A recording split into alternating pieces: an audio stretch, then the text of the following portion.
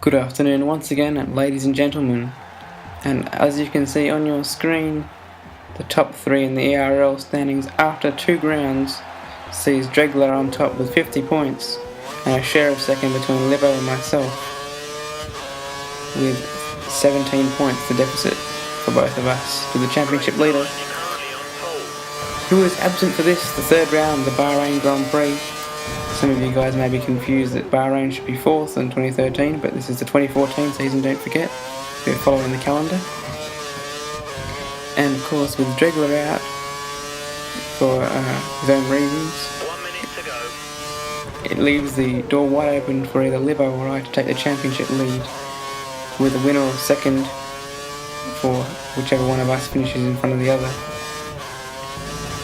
And really, to stamp a claim at a chance of the title, it's really my aim to take victory in this race, as Bahrain is one of my favourite and most successful tracks that I have actually raced on ever. 30 seconds left in the session. I think 8 victories in total in all league races. You'll have seen a big lock up there. Somehow this still manages to be the pole lap. That was the only mistake there on the lap. And it came very close to my PB actually, so I'm unfortunate that mistake happened, otherwise this probably would have been my PB. Otherwise a very tidy lap, right at the end of qualifying, and also enough to pip my rival from Williams, F1 Livo. You'll note the slightly smaller grid this week.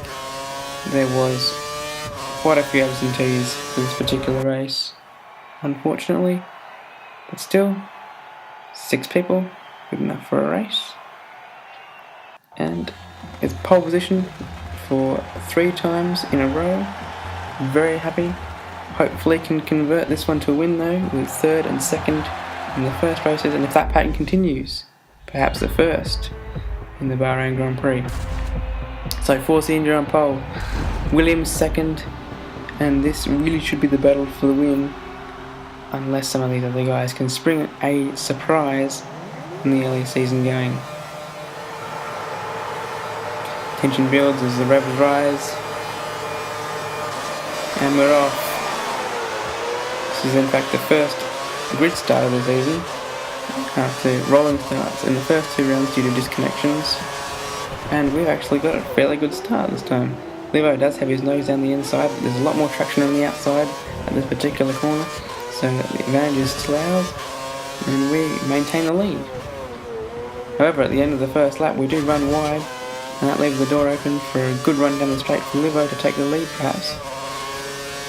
Let's see what happens as we approach turn 1 for the 2nd time. Yes, it's a dry race, obviously Bahrain, very slim chance of rain. Goes for an outside move, but we can hold the inside a tad, locking up there, but no harm done. And there's already a gap forming between the 2 of us and 3rd position. And on the 4th lap we set the fastest lap, but you can see that it's not really helping us get away, as the next lap Livo sets the fastest lap, and he's still right on our gearbox. So what a fantastic race this is shaping up to be after just 5 laps. And he's still on our tail after 7 laps. Just 0.3 behind, as there's 14 seconds between 2nd and 3rd, and he's flying down the outside. So that's actually lag. So he's done it again though, and he still made the move, so that was strange, but I guess it worked. We're going to use a bit of curve though, and make a move down to this next hairpin on the inside. So that's, he has braked a bit later than us, but we should be able to take the inside advantage. Yes. Well, I prefer to stay in front at this point, knowing he's faster, to keep him as close as possible, so I can make an undercut perhaps. He's now making a move on the inside the next lap, and this time we have slid through the corner, so he probably is going to get us this time. We're going to leave some room on the outside so that there's no collisions early in the race. And now I shall reveal to you what Livo's strength is, having seen Dreglar's strength last week. The absolute rainmaster of the Aussies.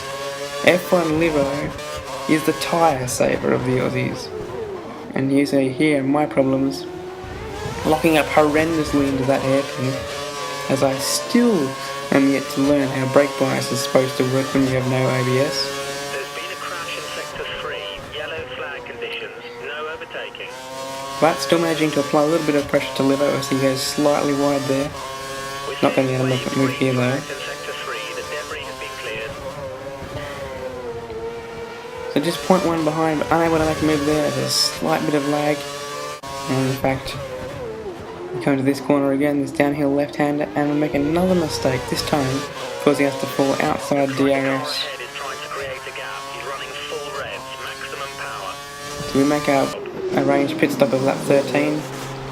It's supposed to be a 2-stop, as I've just doubled basically how far I go in a 50%er. The white line or we'll get a penalty. But you'll have noticed that Livo has kept going, and he indeed keeps going for quite a while. There's a bollard in the middle of the road, and it's still there with us at the fastest lap. Keep that up. Ooh, we'll get a bit sideways on it actually. It is keeping fuel back for the end of the race. Finally, Livo hits 3 laps after I do. Of course, I get the undercut, but this is going to mean he's got a lot better tyre condition going forward. And you can see here I'm struggling again to make this particular corner. I just can't quite get the braking right once the tyres wear down a bit. We jumped ahead quite a way in this race, and on lap 28 I make the decision to not follow the 2-stop and to switch to a 3-stop because I just can't handle tyre wear and the locking up. I just knew that Livo was going to win either way, and I had to try something else, with second looking pretty certain given the gap back to Big Dog. So I've seen the gap. Oh sorry, this is actually showing that I now realise I should be changing the bias during the race. Again, here we should see me changing it at this point to the rear, and then out of the left hand hairpin to neutral, just to keep the tyre wear even and to prevent myself locking up. And then we do it again. We do that every lap, twice a lap, changing the brake bias for the rest of the race from about lap 30. And now with Prix taking the lead as Livo pits way later than us. And only a couple of laps later, we somehow get the fastest lap on very worn tyres. And look at this, we're actually going to pit at the end of this particular lap. So a fastest lap, then beaten by Livo of course. But still, we're trying to get all the pace we can out of these tyres, having just learnt how to properly treat the bias. And we're going purple again in fact on our in lap. Craziness actually. 14 lap stint this particular one. The previous one was 16 laps I should have said. We obviously went 13 laps on the initial option. So the option almost lasting as long as the prime. And I quickly looked there at what tyre Livo's on. He's pitted with 17 or 18 to go for options, so I think hell I can make options last for 14. So on they go. And I have a big margin to close down as Livo sets the fastest lap. Hopefully for my benefit, chewing the tyres up a bit earlier than he needed to. And the first split we get after the final set of pit stops is here, and it's 8.1 seconds. Can I close that down in the remaining 14 laps? Well, it helps us to get our fastest lap. That's exactly right, engineer. And you can see now that the gap is diminishing. It was 6.9 that time round. I think it was 5.8 that I just saw quickly. Now it's down to 3.6 and then 2.3, but then the gap stabilises as I start to wear my tyres. Of course we know that Livo is very good at saving his tyres, but here with around 4.5 laps left we start breaking into that 2-second barrier, and you can see how close we are. It's tantalising. We don't want to finish this close behind someone. And that's good news, Kurz is back.